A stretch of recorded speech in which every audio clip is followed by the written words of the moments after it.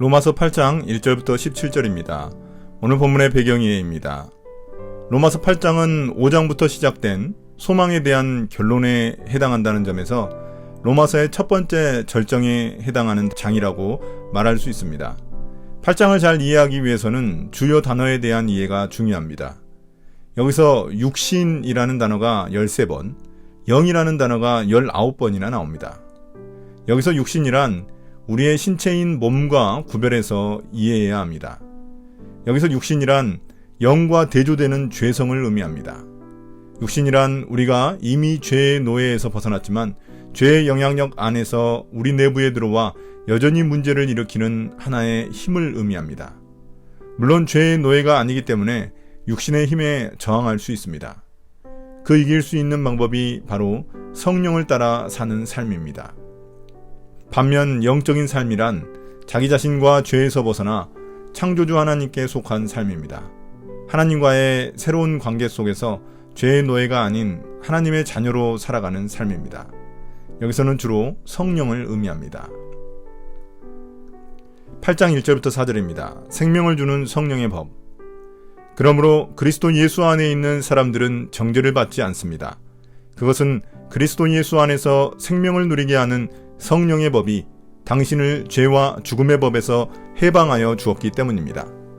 육신으로 말미암아 율법이 미약해져서 해낼 수 없었던 그 일을 하나님께서 해결하셨습니다.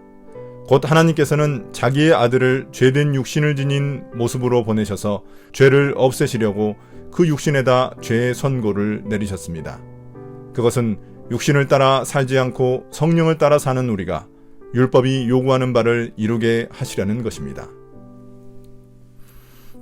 7장 25절 앞부분에서 바울은 죄로 인해 비참한 인간을 예수 그리스도를 통해 구원해 주신 하나님께 감사를 드렸습니다.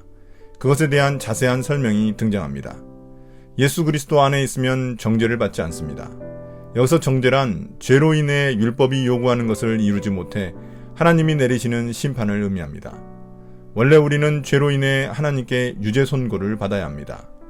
그러나 십자가를 통한 예수 그리스도의 신실하심, 즉 그분의 순종을 통해 의롭게 되어 무죄 선고를 받게 된 것입니다.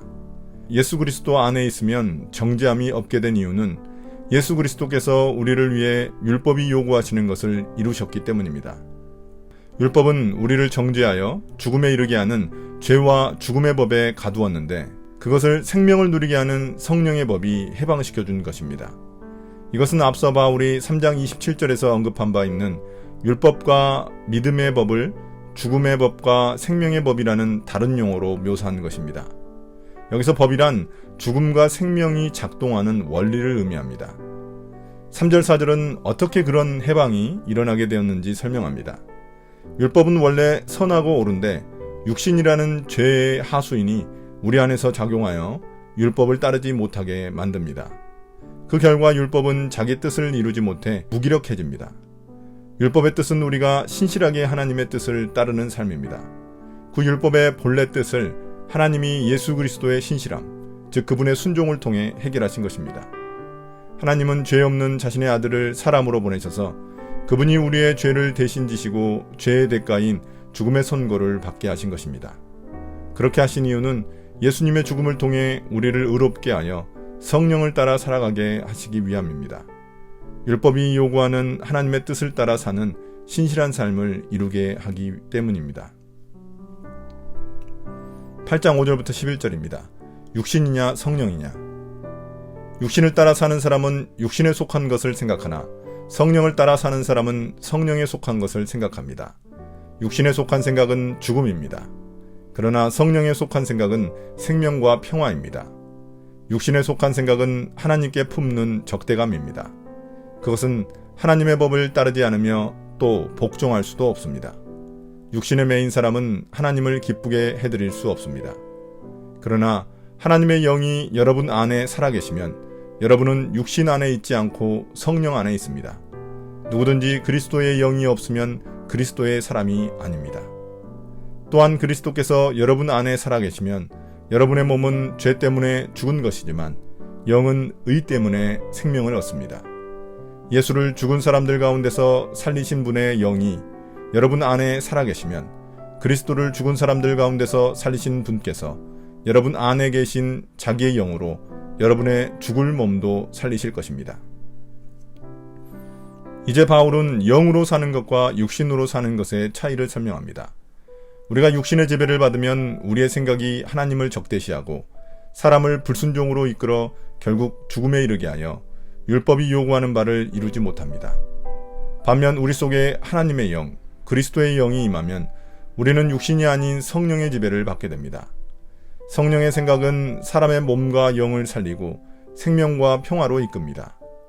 율법이 요구하는 바를 이루게 됩니다. 바울은 단호하게 하나님의 영, 그리스도의 영이 없으면 그리스도인이 아니라고 말합니다. 성령의 임재는 그리스도인의 특권입니다. 또한 우리가 그리스도 안에 있으면 우리의 육체는 죄로 인해 죽음을 맞이하게 되지만 우리의 영은 의로움으로 인해 생명을 얻게 됩니다. 여기에서 마치 우리의 몸이 영과 대조되는 나쁜 것처럼 보이지만 그렇지 않습니다. 우리의 몸은 영적인 것이며 다시 부활을 맞이할 것이기 때문입니다. 이를 11절에서 설명합니다. 성령은 예수님을 살리신 부활의 영이시기에 그분이 우리 안에 있으면 우리 역시 성령을 통해 마지막 날 부활의 몸을 맞이하게 될 것입니다. 예수님이 그 부활의 첫 열매이시기 때문입니다. 8장 12절부터 17절입니다. 하나님의 자녀가 된 특권.